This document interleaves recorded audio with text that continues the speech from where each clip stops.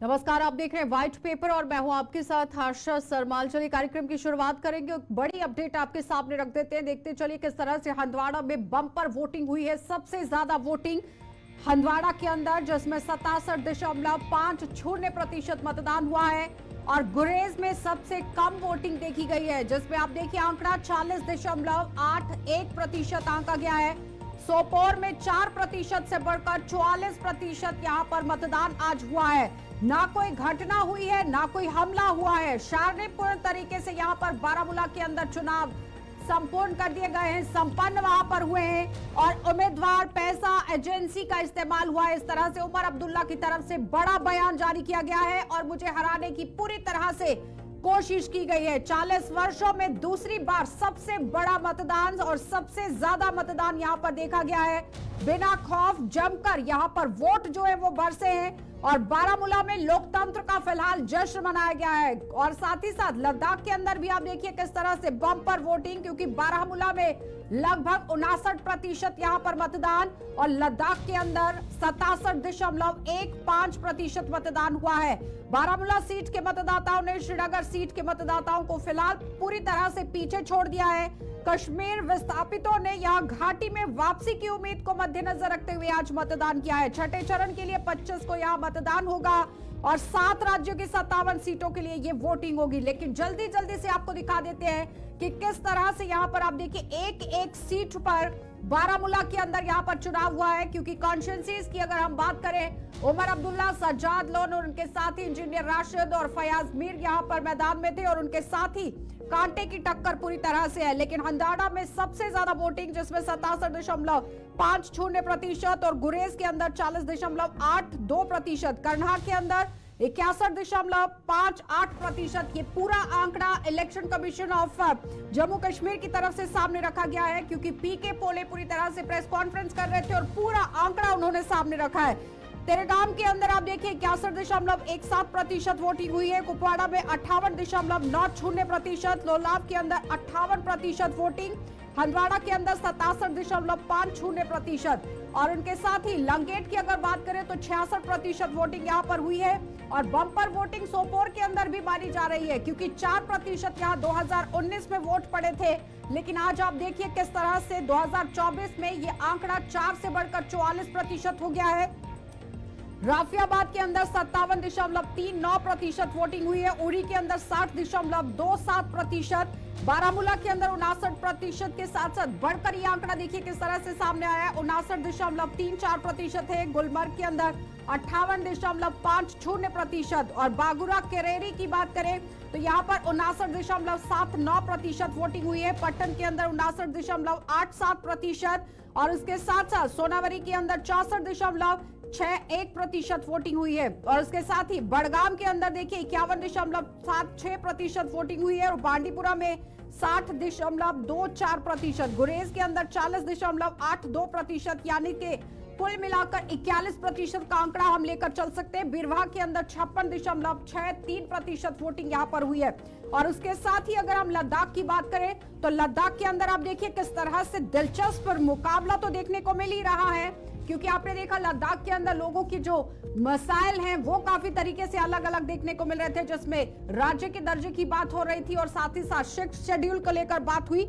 लेकिन फिलहाल आपने देखा कि किस तरह से यहाँ पर कारगिल के अंदर 71.45%, यानी कुल आंकड़ा अगर दुरुस्त कर सामने दिखाया जाए तो 71.45% और लेह के अंदर 62.50% मतदान यहाँ पर फिलहाल हुआ है। लेकिन उस वक्त आप देखिए किस तरह से यहाँ पर अलग अलग नुमाइंदे जो हैं पार्टियों से चुने गए हैं। लेकिन उस बीच में अब देखना ये होगा कि इस बार किसको चुनकर आम जनता सामने लाती है। 40 साल का रिकॉर्ड बारामूला के अंदर तोड़ दिया गया है। चलिए पैनल की ओर बढ़ जाएंगे। इस वक्त हमारे साथ दिनेश मल्होत्रा हैं, वरिष्ठ पत्रकार, उन्होंने ज्वाइन किया है। बहुत बहुत स्वागत जुड़ने के लिए। और नेशनल कॉन्फ्रेंस पार्टी से हमारे साथ मुजफ्फर खान ने ज्वाइन किया है, आपका भी बहुत बहुत स्वागत जुड़ने के लिए। सबसे पहले तो मुजफ्फर जी आप ही के पास आएंगे। 40 वर्षों का रिकॉर्ड बारामूला के अंदर टूट गया है और उमर अब्दुल्ला की तरफ से काफी तरीके से आप देखिए बयानबाजी भी की गई। उन्होंने कहा कि मुझे हराने की कोशिश हो रही है, एजेंसीज को लगाया गया, पैसे को लगाया गया और उम्मीदवारों को भी लगाया गया। लेकिन बम्पर वोटिंग हंदवाड़ा के अंदर और सबसे कम वोटिंग गुरेज के अंदर। मुजफ्फर जी। अच्छा जी, ये तो एक अच्छा साइन है मैं इसको, अगर पोलिंग ज़्यादा हुई है तो बहुत अच्छी बात है। और एक्सपेक्ट भी किया जा रहा था जब श्रीनगर में 38% अगर पोलिंग हुई है, तो वो क्योंकि रूरल एरिया में इससे पहले भी ये रहा है कि पोलिंग कंपैरेटिवली श्रीनगर सिटी से ज़्यादा होती थी। तो ये एक्सपेक्ट भी किया जा रहा था कि वहाँ पोलिंग ज़्यादा होगी। और अभी साउथ में जो 25 को है उसमें इससे भी ज़्यादा होगी। एक अच्छा साइन है। लोगों ने आपने एक, इसके दो तीन रीज़न है। एक तो पिछले 5 सालों से वहाँ कोई मेजर इलेक्शन नहीं हुआ, उससे लोगों ने अपने जज्बात को दबा के रखा था। तीसरा, इस दूसरी जो मैं मुझे रीजन जो लगता है कि इस बार हर पार्टी ने बहुत विगरसली कैंपेन किया है। और की टक्कर थी, और हर पार्टी दिनेश ने जी, अपनी तरफ से अपने अपने दिनेश जी, पॉकेट्स में क्या वाकई में ये कैंपेन का ही बहुत नतीजा था? जोरदार कैंपेन। ठीक है मुजफ्फर जी, मुजफ्फर जी कह रहे हैं कि कैंपेन बहुत अच्छे तरीके से हुई थी, जो रैलियां हुई, जनता को संबोधित किया गया, वो बहुत बेहतर तरीके से था, जिसका रिजल्ट है। देखिए आशा जी, हम दोपहर को भी ये बात कर रहे थे, मैंने सभी बातों की कोई इशू नहीं है। पॉलिटिकल पार्टीज ने इस बार बहुत अग्रेसिवली कैंपेन किया है। लेकिन अगर देखें, नॉर्थ कश्मीर में नेशनल कॉन्फ्रेंस की इज्जत एक पे लगी है। नेशनल कॉन्फ्रेंस के सबसे बड़े नेता डॉक्टर फारूक अब्दुल्ला के बाद उमर अब्दुल्ला ही सबसे बड़े नेता है, वो चुनाव लड़ रहे हैं। नेशनल कॉन्फ्रेंस से पूरी ताकत लगा दी है इस चीज से, लोगों को मोबिलाइज भी किया है। वही बात पीपल्स कॉन्फ्रेंस की, पीपल्स कॉन्फ्रेंस के हेड जो है पंजाब गनी जोन, वो इस चीज के खिलाफ लड़ रहे हैं। तो नेचुरली ये इनका रिजल्ट है, इसको अप्रिशिएट करना चाहिए सभी पोलिटिकल पार्टी को, चाहे एनडीए रशीद हो, चाहे नेशनल कॉन्फ्रेंस हो, चाहे पीपल्स कॉन्फ्रेंस हो। उन्होंने लोगों को मोबिलाइज किया है वोट डालने के लिए। लोग वोट डालने के लिए आए हैं। जैसे आप बता रहे हैं कि अगर ये 59% पोलिंग होती है, ये 40 साल का रिकॉर्ड टूटता है। क्योंकि कुछ पिछले रिकॉर्ड में कहा जाए कि 58.6% पोलिंग 1984 में हुई थी। अगर ये रिकॉर्ड टूटता है तो बहुत बड़ी जीत है, ये डेमोक्रेसी की जीत है। और सभी पॉलिटिकल पार्टी इसलिए प्रशंसा के पात्र हैं कि उन्होंने बड़ी मेहनत की है और लोगों को मोबिलाइज किया है। मुजफ्फर जी, वो कह रहे हैं कि ये सभी पॉलिटिकल पार्टीज की बम्पर जीत ही मानी जाएगी, लेकिन फिलहाल रिजल्ट तो 4 जून को ही आएगा मुजफ्फर जी। लेकिन उमर अब्दुल्ला ने तो आज वोटिंग के दिन में भी निशाना साध दिया है केंद्र सरकार पर। वो कह रहे हैं उम्मीदवार लगा दिए गए मेरे लिए, मुझे हराने के लिए, उसके बाद पैसा लगा दिया गया, एजेंसीज को लगा दिया गया। आशा जी, इसमें तो कोई दो राय नहीं है। पिछला जो ऑनरेबल होम मिनिस्टर का दौरा था कश्मीर में, इतना बिजी शेड्यूल छोड़, ये बीजेपी के प्रवक्ता के साथ संपर्क साधिए प्लीज। कि वहाँ अब वो इंजीनियर रशीद साहब की, वो उनका मकसद यही था कि वहाँ उमर अब्दुल्ला, क्योंकि इलेक्शन थे। अदरवाइज इस वक्त कोई एडमिनिस्ट्रेटिव दौरा, तो कोई होम मिनिस्टर के पास इतना टाइम नहीं होता कि वो administrative taking stock of the administrative performance कोई इतना करेगा, या सिक्योरिटी सिचुएशन को होम मिनिस्टर साहब आएंगे। वो बिल्कुल एक समझ लो पॉलिटिकल स्टेटमेंट थी। असल मकसद ये था कि वहाँ उन्होंने पहाड़ी समुदाय के लोगों को, गुज्जर एंड सिख कम्युनिटी के लोगों को मिलकर इंस्ट्रक्शंस दी थी कि आपने किसकी सपोर्ट किस कंस्टिट्यूएंसी में करनी है। तो वो उनका फोकस जो वो नेशनल कॉन्फ्रेंस ही थी, क्योंकि वहाँ उमर अब्दुल्ला साहब के खिलाफ उन्होंने, लेकिन लोग, मुझे नहीं लगता है कि लोग। दिनेश जी जवाब दीजिए। वो कह रहे हैं कि उमर अब्दुल्ला के खिलाफ ही इस तरह से कैंपेन जो है वो चलाई गई थी। देखिए, ये तो पॉलिटिक्स का हिस्सा होता है। नेशनल कॉन्फ्रेंस के प्रवक्ता बड़े समझदार मुजफ्फर साहब सब कुछ जानते हैं, ये पॉलिटिक्स का हिस्सा है। बीजेपी अब ये बार बार नेशनल कॉन्फ्रेंस की एलिगेशन लगा रही थी कि जो पंजाब जोन है ये बीजेपी के प्रॉक्सी कैंडिडेट हैं। तो अगर वो बीजेपी के प्रॉक्सी कैंडिडेट हैं, BJP as a party leader, home minister Amit Shah ji का रोल था, बीजेपी का सबका रोल था कि अपने प्रॉक्सी कैंडिडेट को जिताएं। उसके लिए उन्होंने कोशिश की, उसमें कोई दो राय नहीं, open secret BJP Punjab zone को सपोर्ट कर रही थी।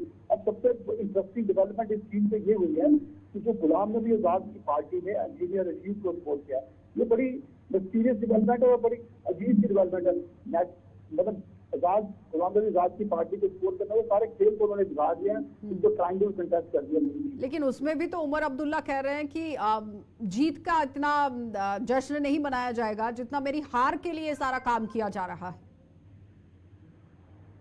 अब ये पॉलिटिक्स है, हर पॉलिटिकल पार्टी अपने काम दंड भेद चुनाव के लिए अपनाती है। जैसे कश्मीर की सभी पॉलिटिकल पार्टियों ने 370 का एक इशू बनाने की कोशिश की, ऐसे बीजेपी ने प्रयास किया कि जो हमारे कैंडिडेट हैं, हमारे प्रॉक्सी कैंडिडेट हैं, हमारे सपोर्टिव कैंडिडेट हैं, जो सब एनडीए का पार्ट बन सकते हैं, उनको किसी ना किसी तरीके से सपोर्ट किया जाए। और होम मिनिस्टर द्वारा जब जाहिर है कि इसीलिए था कि पहाड़ी जिनको उन्होंने शेड्यूल ट्राइब स्टेटस दिया उनको मोबिलाइज करके सजाद लोन और यहाँ पे अपनी पार्टी के फेवर में अनंतनाग जोरी सीट में उनको मोबिलाइज किया जाए। मुजफ्फर जी जवाब दीजिए। बिल्कुल मैं एग्री करता हूं इनसे कि इसमें कोई दो राय नहीं कि हर पॉलिटिकल पार्टी डेमोक्रेसी में अपना हर हरबा इख्तियार करती है, और बीजेपी भी एक पॉलिटिकल पार्टी थी, उन्होंने अपने कैंडिडेट खड़े किए हुए थे, लेकिन उनके थोड़ा सा स्टांस में शिफ्ट हुआ।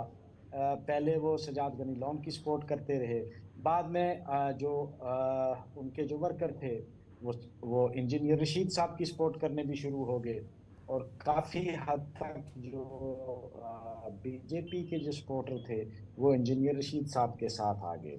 तो ये हर पॉलिटिकल पार्टी अपनी लेकिन मुजफ्फर जी आरोप तो ये भी लग रहे थे कि इंजीनियर राशिद मैदान में उतरे हैं तो फायदा सीधे सीधे नेशनल कॉन्फ्रेंस को पहुंचाएंगे, लेकिन आप तो कह रहे हैं कि बीजेपी के साथ हो गए। मुझे नहीं लगता है कि इंजीनियर रशीद साहब का कोई हमें फायदा हो सकता था या होगा।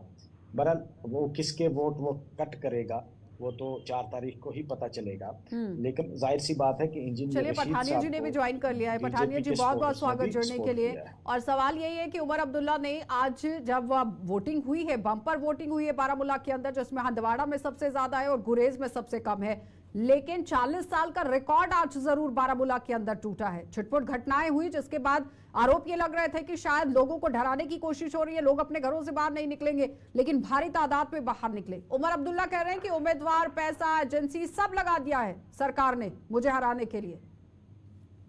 जी ऐसा है कि आज के एपिसोड को 2-3 डायमेंशन से 2-3 दिशाओं में हम इसे एनालाइज कर सकते हैं। पहले तो पॉइंट नंबर 1 की कोई बाइकआउट कॉल नहीं, और दूसरा है कि वोटर जो है वो बड़ा वोटर टर्नआउट वो अपने आप में अनप्रेसिडेंटेड है। तीसरा कि वायलेंस नहीं हुआ यहाँ पे इस लोकसभा में, बारामूला वाली लोकसभा में कोई वायलेंस फ्री जिसे कहते हैं वोटिंग रहा है।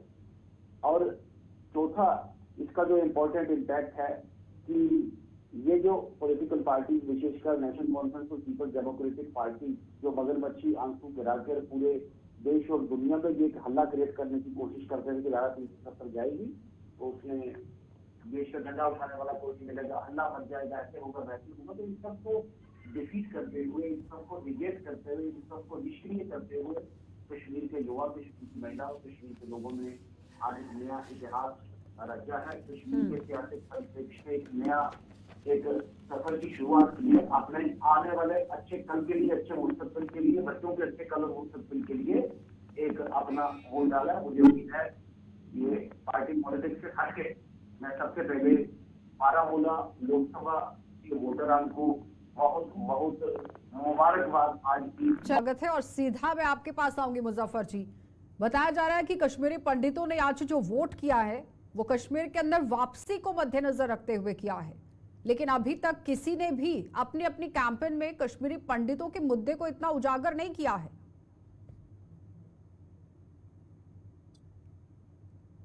खैर इस बार जो मुद्दे थे वो बहुत अहम मुद्दे थे। अब ये कहेंगे कोई मुद्दा नहीं था।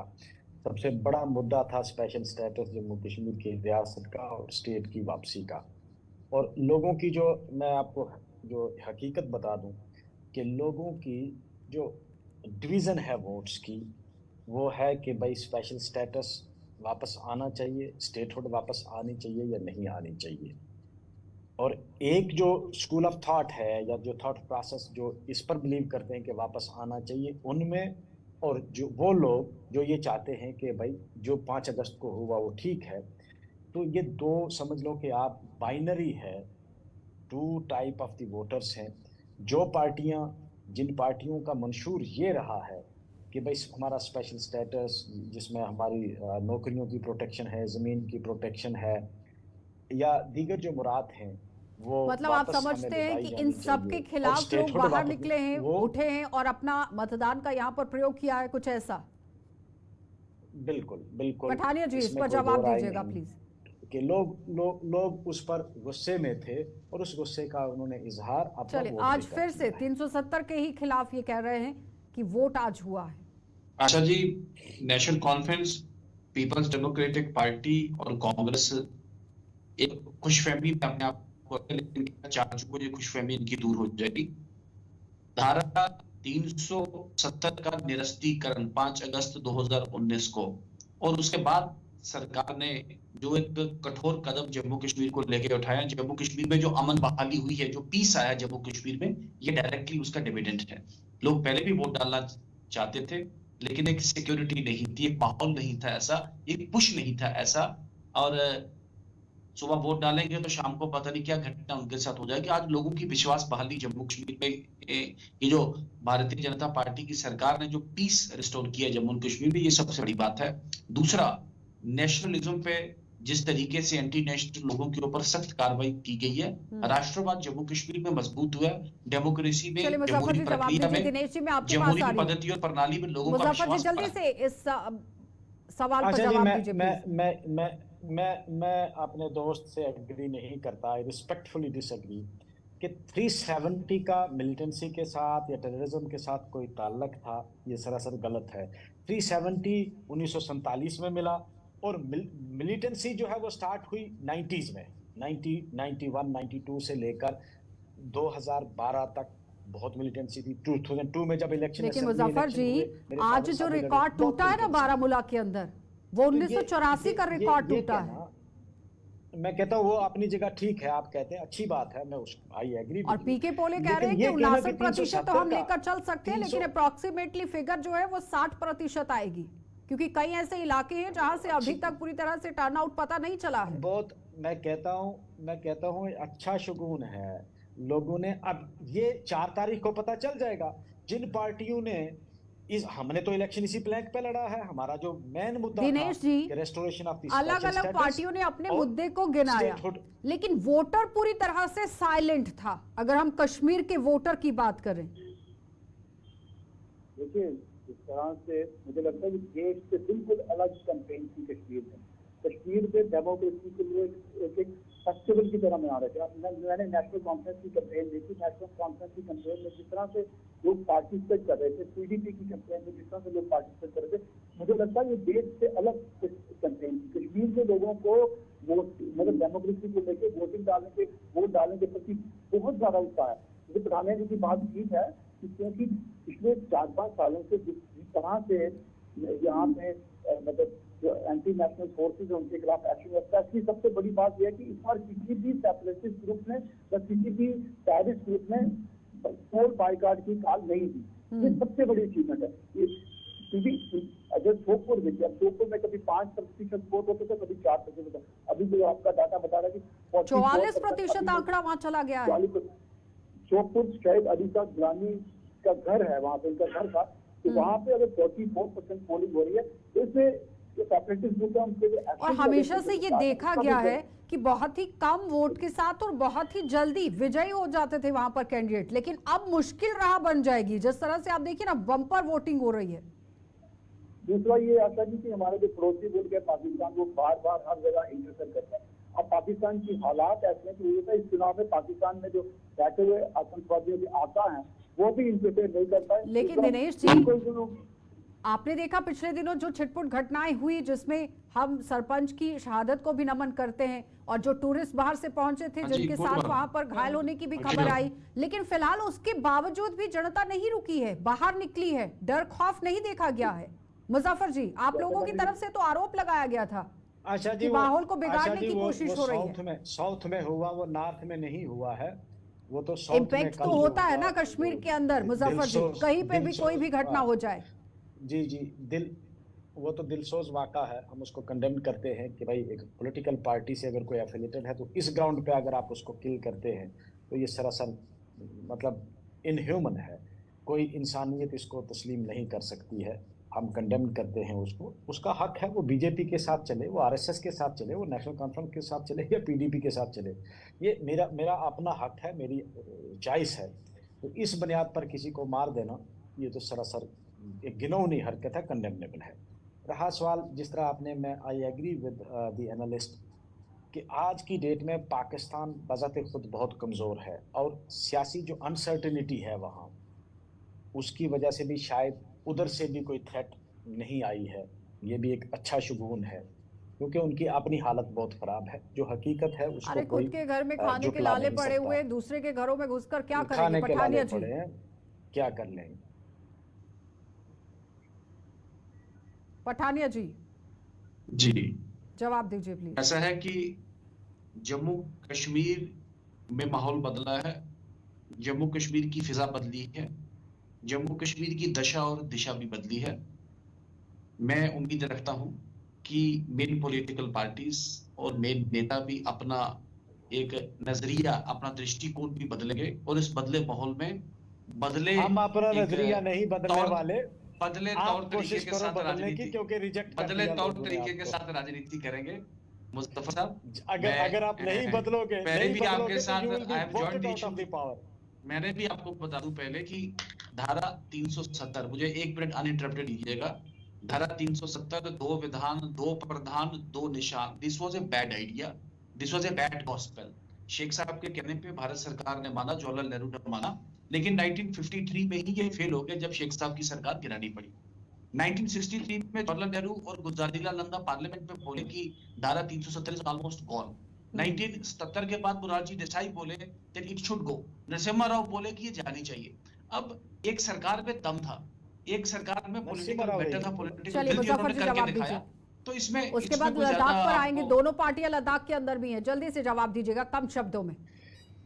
देखे मेरे दोस्त, अगर आपको ये लगता है कि धारा 370 जो है वो कोई यहाँ काज था टेररिज्म का, तो 1990 से पहले भी धारा 370 थी, 1947 में ही आ गई थी। चलिए हो गया। खैर, अब आ जाते हैं लद्दाख पर। पठानिया जी, फैक्ट्स पर 84% वोटिंग पिछली बार, लेकिन इस बार आप देखिए आंकड़ा जो आया है यहाँ पर 67.15% मतदान लद्दाख के अंदर। और 2014 और 19 में जो मुद्दे आप लोगों ने गिनाए थे, जनता कह रही है कि पूरे नहीं किए, उसका खामियाजा भुगतना पड़ सकता है बीजेपी को, क्योंकि हाजी हनीफा जान जो कि नेशनल कॉन्फ्रेंस पार्टी से लीड कर रहे थे, बाद में निर्दलीय पर आ गए।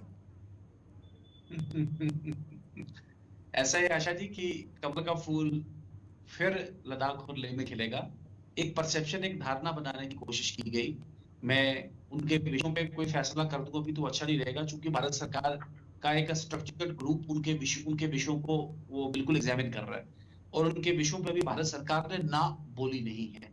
डिफरेंट उनके विषय हैं, ठीक है और मुजफ्फर उन जी, विषयों में दम कितना, तथ्य कितना, वो आने वाला वक्त लेकिन बताएगा। काम नहीं हुआ है, आशा जनता जी, ये कह आशा रही जी, है। there will be voter. Pathania ji, Muzaffar ji. BJP, I sincerely believe कि बीजेपी जो है वहाँ that will be voted out of power.